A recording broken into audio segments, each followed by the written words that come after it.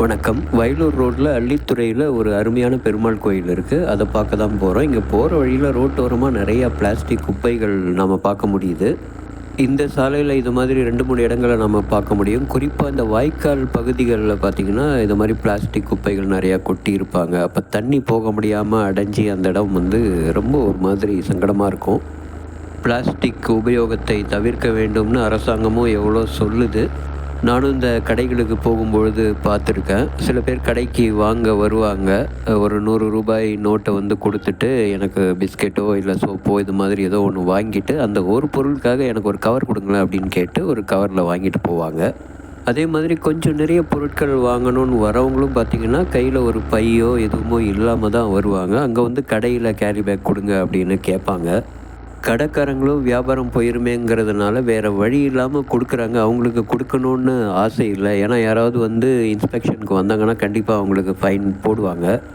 அதனால் நாம் கடைக்காரங்களை குற்றம் சொல்ல முடியாது.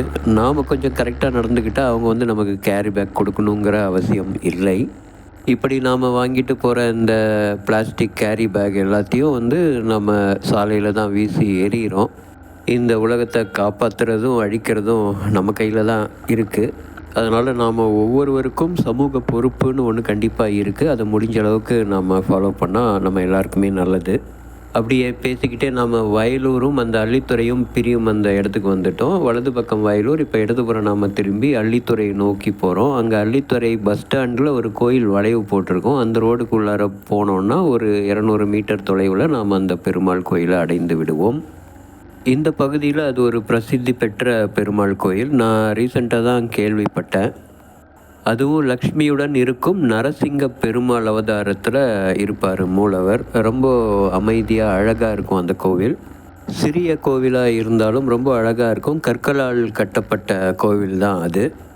இங்கே இருக்கிற கோயிலுடைய இந்த தல வரலாறு பற்றி அங்கே இருந்த அர்ச்சகர்கிட்ட கேட்டேன். இது ரொம்ப பழமையான கோயில், பாண்டியர்கள் காலத்தில் கட்டப்பட்டதுன்னு அவர் சொன்னார். நான் இணையதளத்தில் தேடும் பொழுது இது 16ஆம் நூற்றாண்டில் கட்டப்பட்ட ஒரு கோயில் அப்படிங்கிற மாதிரி இன்ஃபர்மேஷன் கிடைச்சிது. அதை தவிர இதை பற்றி ஒன்றும் பெரிய விஷயங்கள் கிடைக்கல. இப்போ கோவில் ஏரியாவை நெருங்கிட்டு இருக்கோம். அது மட்டும் இல்லாமல் இந்த அர்ச்சகர் மூலமாக நான் கேள்விப்பட்டது என்னென்னா, இங்கே பக்தர்கள் வேண்டும் பிரார்த்தனைகள் எல்லாம் நிறைவேறுவதாக அவர் சொன்னார்.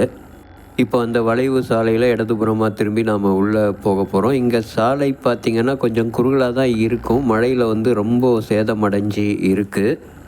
இந்த சாலை போடும்பொழுது ஒரு முறை ரொம்ப நல்ல குவாலிட்டியோடு போட்டால் கூட போதும், அதோடைய லைஃப் டைம் நல்லா வரும். ஆனால் மேம்போக்காக போட்டு திருப்பி ரீவர்க் பண்ணுற மாதிரி இருக்குது.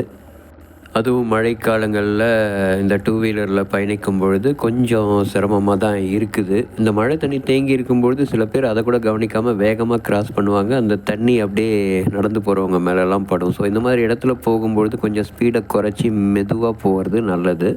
பெருமாளை பார்க்குறதுக்கு பல காடு, மலைகள், ஏரிகள், ஆறுகள் இதெல்லாம் கடக்கணுங்கிற மாதிரி மெதுவாக அப்படியே போயிட்டுருக்குறோம். இப்போ இன்னும் சிறிது நேரத்தில் அப்படியே வலதுபுறம் திரும்பினோன்னா நமக்கு அந்த அழகான பெருமாள் கோவில் நம்ம கண்களுக்கு அழகாக தெரியும். அந்த கோயில் வாசல்லையே 2 கடைகள் இருக்குது. அங்கே நமக்கு வேண்டிய அந்த தேங்காய் பூ, பழம், வெத்தலைப்பாக்கு, அதுக்கப்புறம் துளசி மாலை, தாமரைப்பூ எல்லாமே கிடைக்கும். அந்த கோயில் வாசல் நுழைஞ்ச உடனே நமக்கு கொடிமரம், அதுக்கப்புறம் கருடாழ்வார் மூலவரை பார்த்த மாதிரி இருப்பார். அதுக்கப்புறம் உள்ளே போன உடனே ஒரு சின்ன மண்டபம் இருக்கும். அந்த மண்டபத்தில் இடதுபுறம் சக்கரத்தாழ்வார், வலதுபுறம் ஆஞ்சநேயர் இருப்பார். அப்புறம் மூலவர் சன்னதியில் லக்ஷ்மியுடன் நரசிங்க பெருமாள் இருப்பார். பெருமாளுக்கு சனிக்கிழமைகள் மட்டுமல்ல, புதன்கிழமையும் விசேஷமான நாட்கள் தான். அதுவும் குழந்தைகள் படிப்பெல்லாம் நல்லா வரணும் அப்படின்னு நினைக்கிற பெற்றோர்கள் தொடர்ந்து 5 புதன்கிழமைகள் இந்த பெருமாளுக்கு துளசி மாலை இட்டு அர்ச்சனை பண்ணும் பொழுது குழந்தைகளின் படிப்பு ரொம்ப சிறப்பாக அமையும். லக்ஷ்மி நரசிங்க பெருமாளை அருமையாக தரிசனம் பண்ணிவிட்டு நான் என்னோடய வீட்டுக்கு கிளம்புறதுக்கு முன்னாடி இந்த ஆப்போசிட் ஸ்ட்ரீட்டில் போயிட்டு அப்படியே இந்த வியூ பிடிக்கலாங்கிறதுக்காக இப்படி வந்தேன். இந்த சுற்றுப்பகுதியில் இருக்கிறவங்க இந்த அருமையான கோயிலுக்கு நேரம் கிடைக்கும்போது வரலாம். மீண்டும் அடுத்த பதிவில் சந்திப்போம். நன்றி, வணக்கம்.